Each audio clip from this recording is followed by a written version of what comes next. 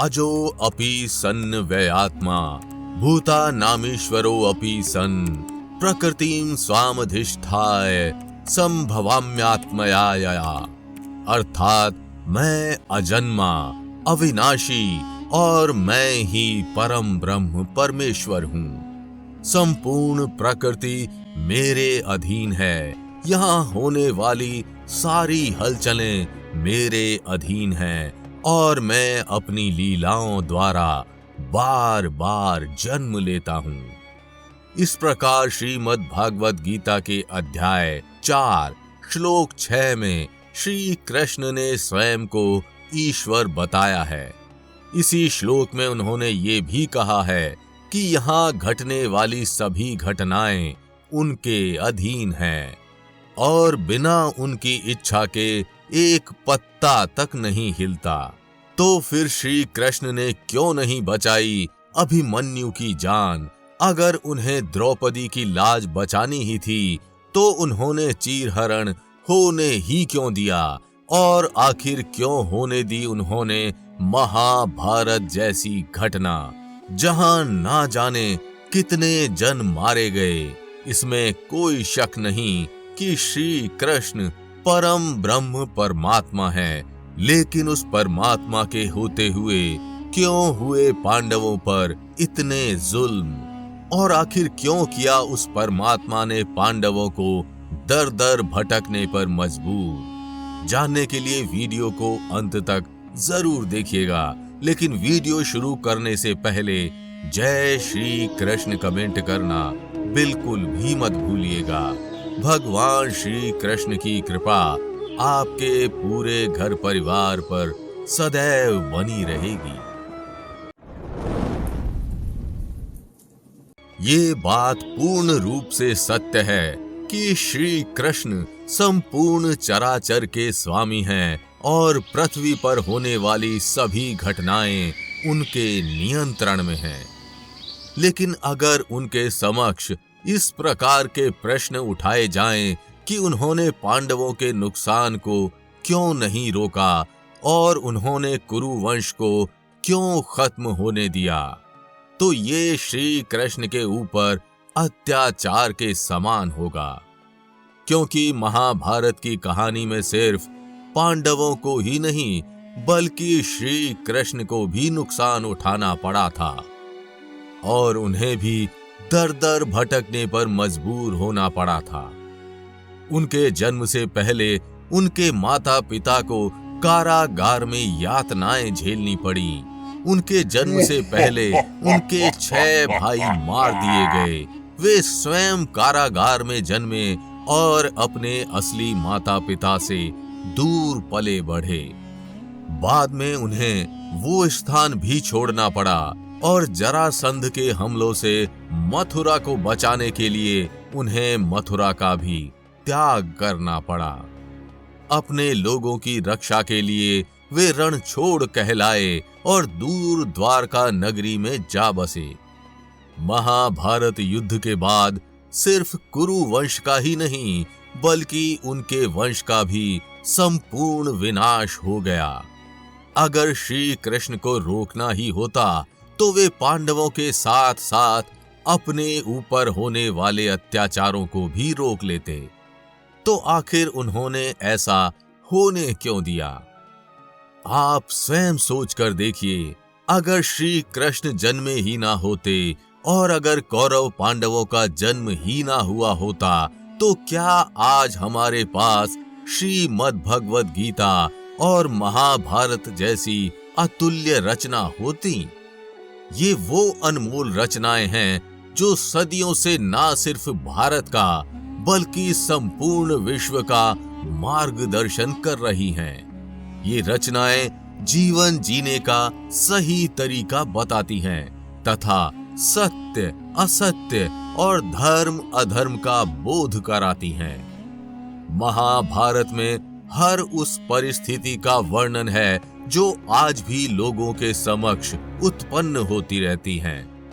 इसलिए उन सभी विपरीत परिस्थितियों के निवारण में महाभारत आज भी सहायक है। ठीक उसी प्रकार श्री कृष्ण उपदेश श्रीमद् भगवद गीता हमें हर प्रकार की परेशानियों से लड़ने की शक्ति देती है। अगर श्री कृष्ण ने उन सभी घटनाओं को रोक लिया होता तो महाभारत कभी घटित ही ना होती और ना ही मार्गदर्शन के लिए ये अनमोल ग्रंथ होते।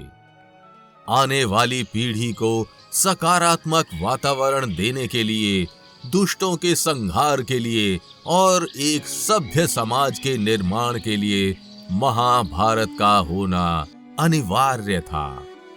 ये घटनाएं श्री कृष्ण की लीलाएं थी, जिनके माध्यम से उन्होंने लोगों को सत्य और धर्म का बोध कराया तथा जीवन जीने का सही तरीका बताया। अभिमन्यु के बलिदान, द्रौपदी के अपमान, पांडवों के त्याग और कौरवों के छल जैसी परिस्थितियां आज भी समाज में उत्पन्न होती हैं। इसलिए इन सभी परिस्थितियों से निपटने के लिए उन सभी घटनाओं का होना अनिवार्य था। अगर आज हमारे पास इन सभी घटनाओं के उदाहरण ना होते तो आज हम विपरीत परिस्थितियों का सामना नहीं कर पाते। ऐसी कोई परिस्थिति नहीं जिसका वर्णन महाभारत में नहीं और ऐसी कोई समस्या नहीं जिसका हल श्रीमद् भागवत गीता में नहीं। इसलिए हमें उन सभी घटनाओं के होने पर प्रश्न नहीं उठाने चाहिए। श्री कृष्ण भगवान जरूर थे, लेकिन उन्होंने किसी के प्राण बचाने के लिए अवतार नहीं लिया था। वे कलयुग के आरंभ से पहले समाज को एक उदाहरण देना चाहते थे। वे समाज को ये बताना चाहते थे कि उन्हें क्या करना चाहिए और क्या नहीं। इसके लिए स्वयं श्री कृष्ण ने भी अनेकों कष्ट झेले।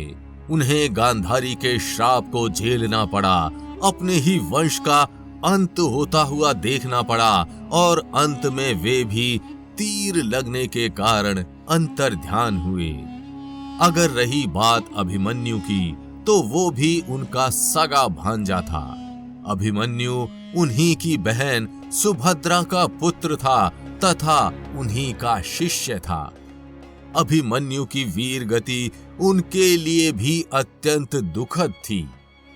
अभिमन्यु की वीर गति कुछ और नहीं बल्कि स्वयं श्री कृष्ण की ही लीला थी, जिसके माध्यम से श्री कृष्ण ये बताना चाहते थे कि यश, ख्याति और उपलब्धि के लिए व्यक्ति का 100 वर्ष तक जीवित रहना जरूरी नहीं। अगर व्यक्ति में कर्म और अथक प्रयास की परम शक्ति हो तो वो कम आयु में भी कीर्तिवान बन सकता है। महाभारत का अभिमन्यु उसी व्यक्ति का उदाहरण था।